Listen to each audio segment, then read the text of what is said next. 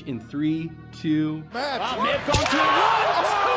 During a 6-woman tag team match on Raw, Becky Lynch started messing with her opponent, Bianca Belair's hair. As you just saw, it didn't work out well for Becky. Moments after the hair whip, a huge red mark formed on Lynch's stomach.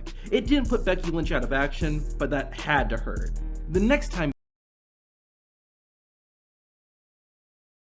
Becky and Bianca would face off in the ring was at WrestleMania 38. Unfortunately, someone suffered a nasty injury during this match too. At one point, it looked like Becky was trying to perform a vertical senton. Something was off, and the only thing that connected was Becky Lynch's boot with Bianca Belair's face. Despite the painful accident, Belair continued the match and ended up winning the Raw Women's Championship. It looked like Bianca was fine, but the next night on Raw, we saw just how extensive Belair's injury was. Her left eye looked terrible, but despite that, Bianca Belair was still in good spirits. Hopefully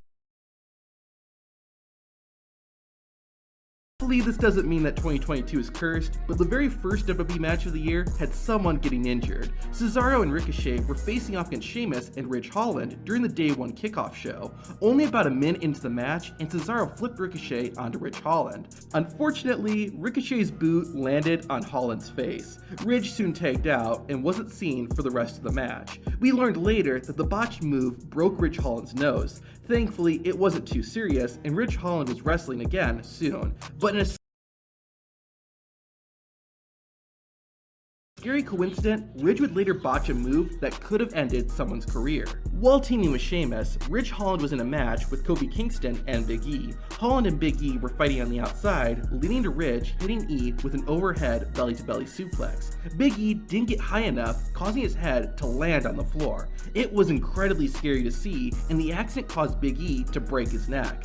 After getting medical attention, it was thankfully discovered that Big E's spinal cord wasn't injured and he would not need surgery. However, as of right now, E has not wrestled since that match.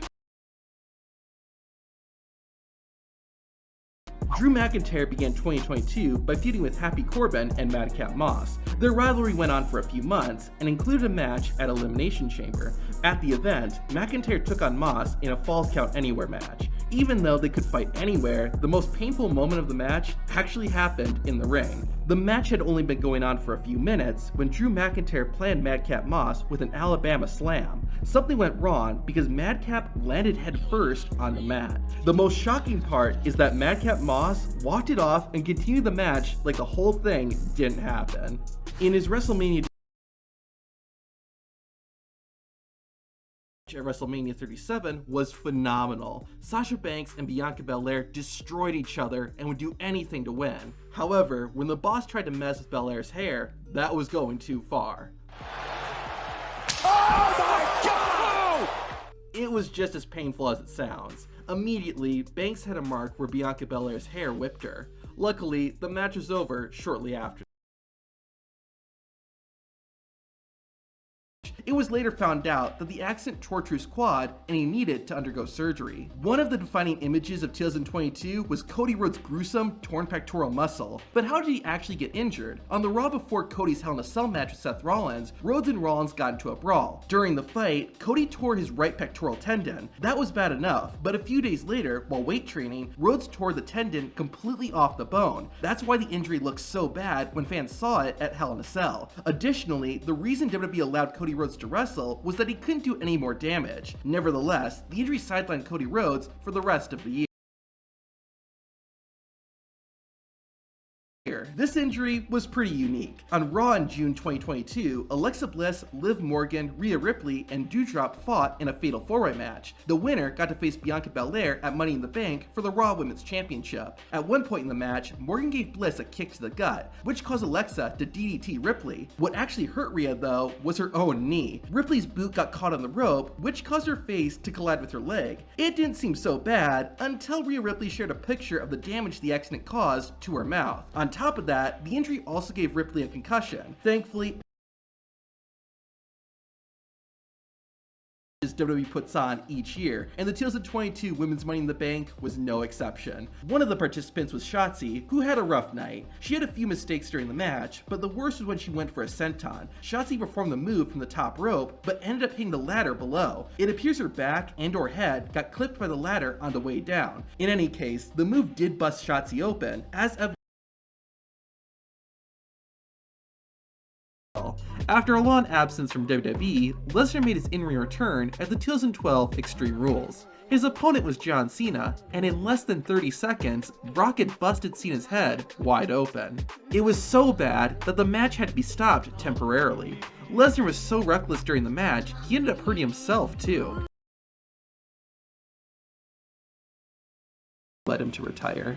After his classic rivalry with Bret, Stone Cold began feuding with another member of the Hart family, Owen. After squaring off in tag team matches, the two finally went one-on-one at the 1997 SummerSlam. The matchup should have been a classic, but it's most well known for one moment. After competing for about 15 minutes, Owen performed a piledriver, and it was immediately clear that something was wrong. The impact caused Stone Cold to break his neck and suffered temporary paralysis. Owen Hart began taunting the crowd to buy the Texas Rattlesnake some time, and after a minute, that likely felt like an hour, Steve Austin managed to roll up Hart for the win. Thankfully, Stone Cold recovered and went on to become the legend we know today. The 2016 SummerSlam was historic. The Universal Championship was unveiled, and Seth Rollins and Finn Balor got to square off to see who would become the first man to ever hold the title. The match started off alright, but within the first 3 minutes, disaster struck.